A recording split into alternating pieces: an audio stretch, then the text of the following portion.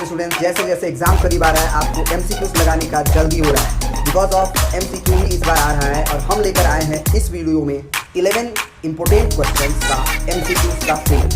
11 MCQs का important question का set. तो चलिए शुरू करते हैं।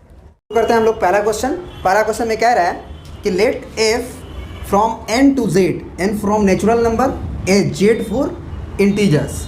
तो ये जो नेचुरल नंबर है उसका क्या हो गया, डोमेन हो गया, और जेड जो हो गया इसका क्या, कोडोमेन हो गया। तो कह रहा है कि एफ एक्स कुछ इस तरह से डिफाइन किया गया है कि n-1/2 के बराबर है जब n को ऑड रखा जाए, और यही एफ एक्स -n/2 के इक्वल है जब n को इवन रखा जाए। तो सबसे पहले आप एफ एक्स को देखने का कोशिश करो, ठीक है, क्योंकि ऑप्शंस में आप देख रहे हो onto but not 1-1, neither 1-1 और nor onto, 1-1 and onto both, फिर 1-1 बट नॉट ऑन टू, ठीक है। तो उसके लिए आपको क्या करना होगा कि इसमें n का वैल्यू आप ऑड नंबर डालो, जैसे 1 डालो, है ना, यहाँ पे ऑड की जगह पे 1 लिख दो, 3 लिख दो, 5 लिख दो, 7 लिख दो, 9 लिख दो एंड सो ऑन, ठीक है, क्योंकि आप यही डाल भी सकते हो नेचुरल नंबर का ये सेट। और यहाँ पे आप क्या डाल सकते हो, 0 नहीं शुरू कर सकते हो, बिकॉज ऑफ कि n नेचुरल नंबर होना चाहिए और 0 नेचुरल नंबर नहीं है। तो आपका स्टार्टिंग इवन नंबर 2 से होगा, 2, 4, 6, 8 एंड सो ऑन। तो जब आप इसमें 1 डालोगे तो 1-1/2 0 हो जाएगा।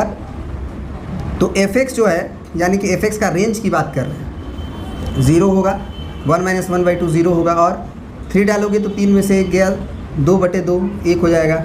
फिर अगर 5 डालोगे तो 5 में से 1 गया 4, 4/2 2 हो जाएगा। फिर 5 डालोगे तो 5 में से 1 गया 4/2 2 हो ही गया, है ना। और 3 डाले थे तो 3 में से 1 गया 2/2 सही है। आप 7 डालो तो 7 में 6 हो जाएगा यानी 3, यानी कि आप फिर 9 डालो तो 8/2 यानी कि 4, यानी 0, 1, 2, 3, 4 पूरा कंटेन कर लिया। जब आप 2 डालोगे इसमें तो ये n/2 को कैरी कर रहा है, -1/2 है ना। तो 2 डाल के देखो ये कितना आ जाएगा, -2/2 1 हो जाएगा। फिर 4 डालोगे तो 2 2 जा 4 होगा यानी -2। फिर 6 जब डालोगे तो 6/2 -3। फिर 8 डालोगे तो 8/2 यानी कि -4 एंड सो ऑन। तो तुम यहाँ पे देखो ज़रा ध्यान से कि अगर हम रेंज की बात करें एफ एक्स का, रेंज ऑफ एफ एक्स, तो पूरा कर्टेल हो गया। ये पूरा 0 से लेके इन्फिनिटी तक हो ही गया, और नेगेटिव इंटीजर्स भी हो ही गया। यानी कि हम ये कह सकते हैं कि ये किसका सेट हो गया, इंटीजर्स का। तो इसका मतलब ये हुआ कि रेंज जो है हमारा वो इंटीजर्स आ गया, साथ ही साथ इसका जो कोडोमेन है वो भी हमारा इंटीजर्स ही है। तो इसका मतलब डोमेन और range codomain and range equal आ गए, और कोडोमेन और रेंज जब इक्वल हो जाते हैं तो उसे हम लोग बोलते हैं ऑन टू फंक्शन। तो ये भैया ऑन टू फंक्शन तो है। अब ये चेक कर लिया जाए कि क्या ये 1-1 भी है, क्या ये 1-1 भी है। तो आपने कोई भी, आप देख सकते हो कि आप कोई भी अगर n का वैल्यू डाल रहे थे, चाहे वो ऑड हो चाहे वो इवन हो, तो उस पर कॉरस्पॉन्डिंग एक ही वैल्यू निकल के आ रहा था, 2 वैल्यूज़ निकल के नहीं आ रहा था।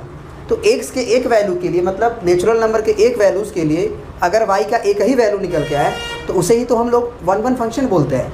दैट मीन्स कि ये ऑप्शन हो जाएगा 1-1 and onto both. B option is the correct answer. अब आ जाते हैं नेक्स्ट क्वेश्चन के ऊपर। नंबर सेकेंड क्या कह रहा है कि x = a cos cube t and y = a sin cube t, then find the dy/dx। तो देखो x as a function of t दिया है और y as a function of t दिया है। तो dy/dx के लिए आपको क्या करना होगा कि y को भी आप t के रिस्पेक्ट में ही डिफ्रेंशिएट करो और x को भी आप t के ही रिस्पेक्ट में डिफ्रेंशिएट करो। तो माना जाता है कि ये dy को dt से डिवाइड किया गया, dx को dt से डिवाइड किया गया। तो ऊपर नीचे हम न्यूमरेटर और डिनोमिनेटर में सेम नंबर से डिवाइड कर सकते हैं। इससे फ़ायदा क्या होगा कि हम ये कह सकते हैं कि y को t के रिस्पेक्ट में कर दिए, x को t के रिस्पेक्ट में कर दिए, क्योंकि y as a function of t दिया है और x as a function of t दिया है, ठीक है। तो अब y को t के रिस्पेक्ट में डिफ्रेंशिएट करोगे तो ये a बाहर रहेगा और साइन क्यूब t का हो जाएगा 3 बाहर, और साइन क्यूब t का हो जाएगा sine square t, sine square t। फिर साइन का हो गया, पावर का हो गया, तो फिर साइन का क्या हो जाएगा, कॉस t। फिर डिवाइडेड बाई इसका डिफ्रेंसिएशन x का t के रेस्पेक्ट में, तो फिर से 3 × a और कॉस स्क्वायर t हो जाएगा, क्योंकि पहले पावर का होता है।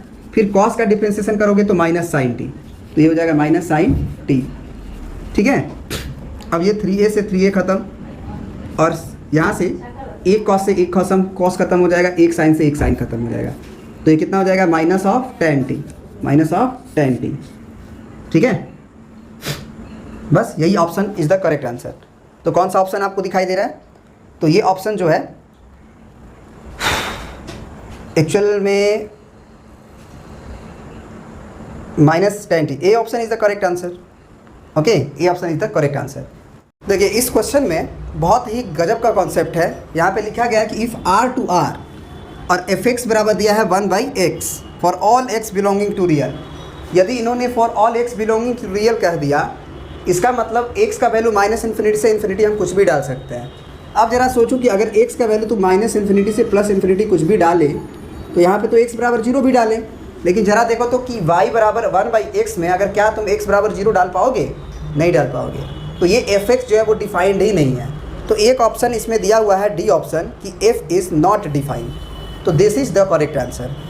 ठीक है, अब अगला क्वेश्चन में लिखा हुआ है कि if a is equal to a b c d e and b is equal to 1 2 3 4 then the number of relation that can be defined from a to b। ठीक है, a टू b कितना number of relation defined होगा?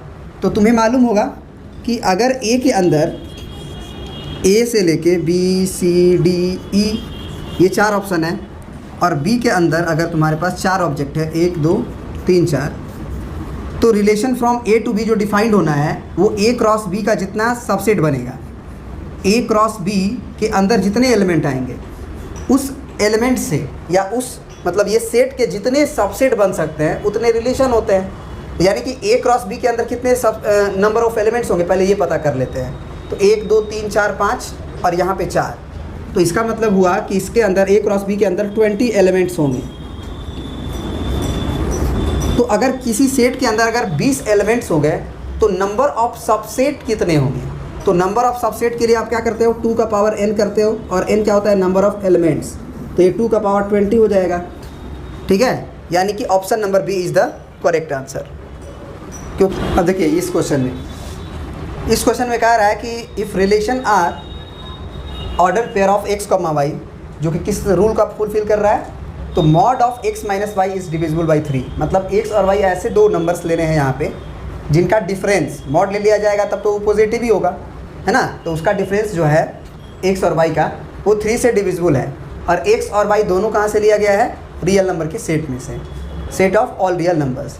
तो बोल रहा है कि ये जो रिलेशन डिफाइन किया गया वो साइमेट्रिक है, रिफ्लेक्सिव है, ट्रांजिटिव है, ऑल ऑफ दिस है। क्या है? तो सबसे पहले ये सोचो कि अगर इसे रिफ्लेक्सिव होना है तो रिफ्लेक्सिव का मतलब क्या होता है कि a for all a belonging to real number अगर लिया जाए तो a इस रिलेशन के अंदर आना चाहिए। तो अब ज़रा सोचो कि a का मतलब x और y बराबर होना चाहिए और बराबर होने के लिए जब यहाँ पे डालोगे तो क्या हुए? 3 से डिविजिबल होगा तो a माइनस a का मॉड यहाँ पे 3 से डिवाइड हो जाना चाहिए, तो ये 0/3 आएगा। तो 0/3 का मतलब क्या? डिवाइड हो गया, क्योंकि 0 ऐसा नंबर है जिसमें कोई भी नंबर से आप डिवाइड करो तो डिवाइड हो जाता है। तो ये रिफ्लेक्सिव तो है। अब साइमेट्रिक की बारी आती है। तो साइमेट्रिक में ये हुआ कि अगर a, b अगर इस रिलेशन के अंदर है तो b, a भी इस रिलेशन के अंदर आना चाहिए। तो आएगा ना, क्योंकि a, b अगर रिलेशन में आएगा तो mod of a minus b 3 से डिविजिबल होगा। तो अगर हम बोले कि mod of b minus a 3 से डिविजिबल होगा कि नहीं, तो वो तो होगा ही ना, क्योंकि मॉड लग जाने की वजह से आप a माइनस b लिखो चाहे b माइनस a लिखो, बात तो एक ही है। 4 में से 2 घटाओ चाहे 2 में से 4 घटाओ, आफ्टर ऑल तो मॉड ले रहे हो। तो ये साइमेट्रिक रिफ्लेक्सिव भी है। अब आ जाती है ट्रांजिटिव की बारी। तो ट्रांजिटिव में क्या बताया गया आपको? तो ट्रांजिटिव में क्या होता है कि अगर a, b उस रिलेशन में है और यदि b, c भी उस रिलेशन में मौजूद है तो a, c भी उस रिलेशन में होना चाहिए। ठीक है, तो ज़रा सोचो कि अगर a माइनस b का डिफरेंस अगर 3 से डिविजिबल है तो तुम इसको ऐसे लिख सकते हो, a माइनस c को ऐसे लिख सकते हो, a minus b plus b minus c ऐसे लिख सकते हो। a माइनस b और एक बार b को जोड़ दिए, एक बार b को घटा दिए, है कि नहीं। तो अब a माइनस b 3 से डिविजिबल था और ये भी डिविजिबल था। और एक्चुअल में अगर देखा जाए तो a माइनस सी को ये लिख भी सकते हैं, क्योंकि माइनस b और प्लस b तो कट ही जाएगा, तो a माइनस सी फाइनली आएगा। तो ये ट्रांजिटिव भी है, क्योंकि a minus C can be written as a minus B divided by 3 plus b minus C divided by 3। और a माइनस बी 3 से डिवाइड था क्योंकि इन्होंने बोला था, या रिफ्लेक्सिव का डेफिनेशन भी होता है कि अगर a, b रिलेशन में हो और ये b से शुरुआत होने यानी b, c अगर b रिलेशन में हो, यानी कि दूसरा जो मैच कर रहा है वो मैच करे, तो पहला और तीसरा भी उस रिलेशन में आना चाहिए। तो ये भी आएगा। ठीक है। तो all of the this is the answer. अब अगला क्वेश्चन क्या कह रहा है देखिएगा। अब देखिए अगला जो क्वेश्चन है उसमें क्या कह रहा है कि the value of sine inverse sine 7π/6, इसका वैल्यू क्या होगा। ठीक है, तो सबसे पहले ये सोचो कि साइन 7π/6 को कैसे लिख सकते हैं। फिर ये दूसरा क्वेश्चन है, तो साइन इनवर्स साइन आप इसको लिख सकते हैं 7π है ना, तो आप पाई प्लस π/6 लिख लो, क्योंकि ये एलसीएम जब लोगे तो 6 कम 6π और 1 7π आ जाएगा। तो साइन पाई प्लस थीटा क्या होता है, तो इसके लिए आपको क्वाड्रेंट डिसाइड करना होगा। तो ये साइन पाई हो गया और इसमें कुछ जोड़ रहे हो तो आप थर्ड क्वाड्रेंट में जा रहे हो, तो साइन जो है वो नेगेटिव होगा, यानी कि साइन इनवर्स ऑफ ये हो जाएगा माइनस साइन π/6, क्योंकि sine pi plus theta sine pi plus theta is equal to minus sine theta होता है। अब माइनस साइन इनवर्स से तो बाहर हो जाएगा, तो साइन इनवर्स ऑफ साइन π/6, अब ये हमारे रेंज में आ गया। देखो यहाँ पे आप तुम डायरेक्ट 7π/6 के इक्वल नहीं कर सकते हो, क्योंकि 7π/6 तुम्हारे रेंज में नहीं है, जबकि साइन इनवर्स का रेंज क्या होता है। साइन इनवर्स के लिए आपको बताया गया कि साइन इनवर्स x जो है वो -π/2 से लेके π/2 तक ही हो सकता है, इसके अंदर ही हो सकता है। तो इसलिए अब इक्वल हो जाएगा ये किसके, तो माइनस बाहर है और ये π/6 बाहर, तो -π/6 के इक्वल हो सकता है। तो कौन सा ऑप्शन सही हो जाएगा आपका,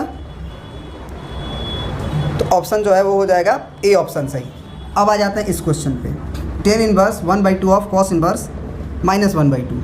तो कॉस इनवर्स में माइनस बाहर अंदर रहता है तो सिंपल बाहर नहीं निकल पाता है, आपको मालूम होगा कैसे निकलता है, तो पाई माइनस थीटा से, तो ये पाई माइनस π/3 हो जाएगा 60 डिग्री, ठीक है ना। पाई माइनस π/3 आपको बताया गया होगा कि कॉस इनवर्स -x बराबर pi minus cos inverse x, तो पाई माइनस कॉस इनवर्स करोगे तो कॉस इनवर्स तो π/3 ही है ना, समझ पा रहे हो आप हम क्या बोल रहे हैं। कॉस इनवर्स -x का मतलब होता है कि pi minus cos inverse x, ठीक है। अब यहाँ पे अगर x की जगह पे 1/2 डालोगे तो ये क्या हो जाएगा, कॉस इनवर्स 1/2 यानी कि π/3, तो ये कितना हो जाएगा तुम्हारा टेन इनवर्स, पहले तो इसको घटा लो, तो अगर देखा जाए तो ये हो जाएगा 3 में से गया 2, तो 2π/3 अंदर, और ये वाला 2 से डिवाइड होगा ये 2 का, तो 2 से 2 कट गया, तो ये हो जाएगा टेन इनवर्स π/3। तो टेन इनवर्स अगर π/3 हो जाए मतलब 60 डिग्री यानी कि √3, इसका वैल्यू √3 हो जाएगा।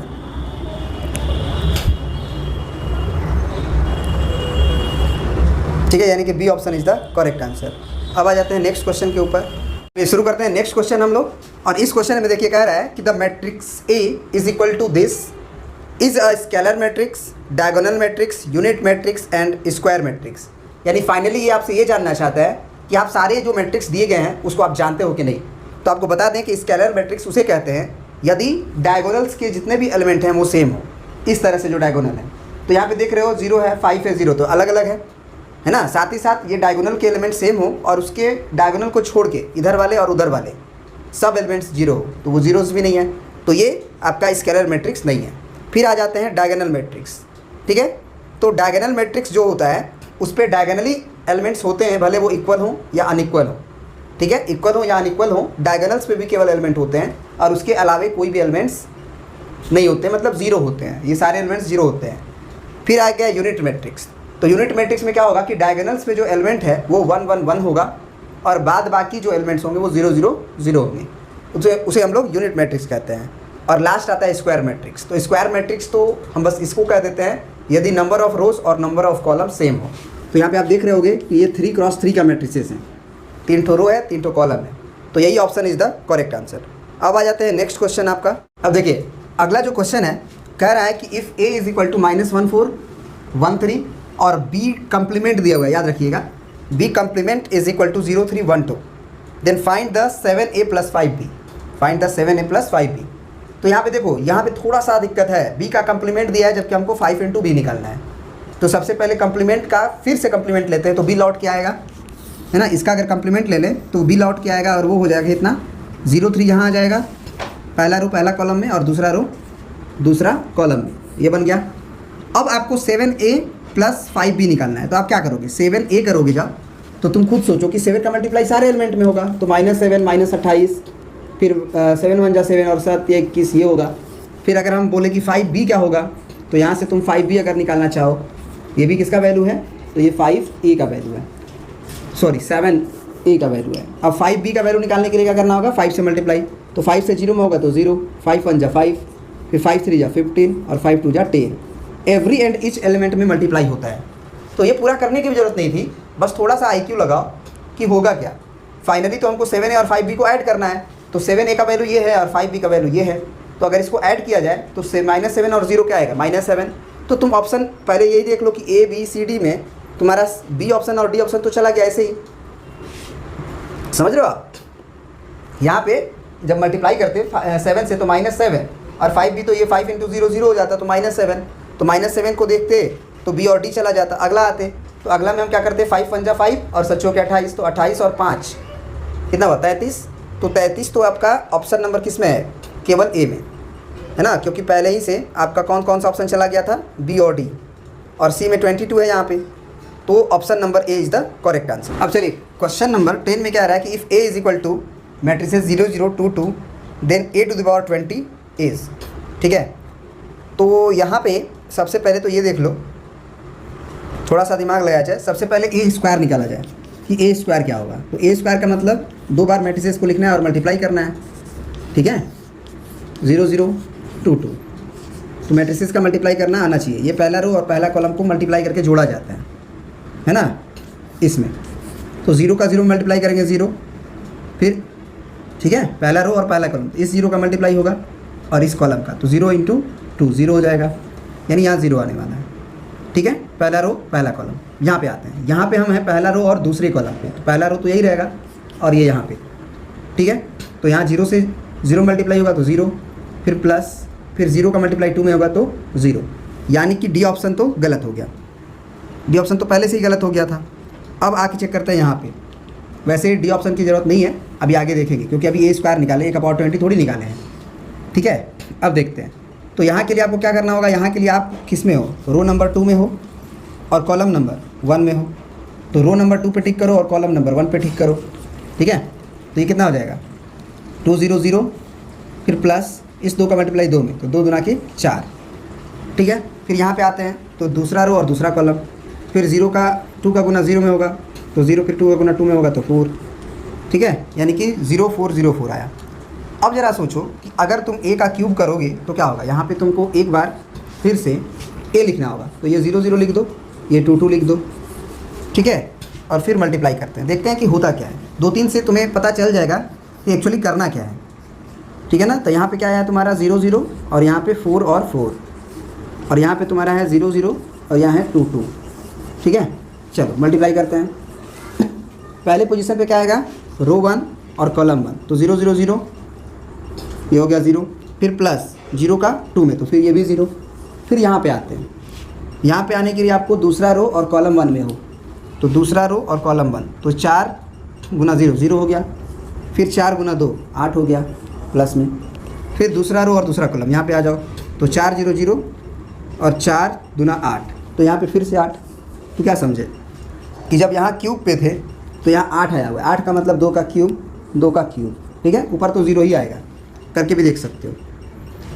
अगर पहला रो में हो और कॉलम 2 में हो तो 0 का गुना 0 में करोगे, फिर 0 का गुना 2 में करोगे तो 0 ही आएगा यहाँ पे, तो टेंशन वाली बात ही नहीं है।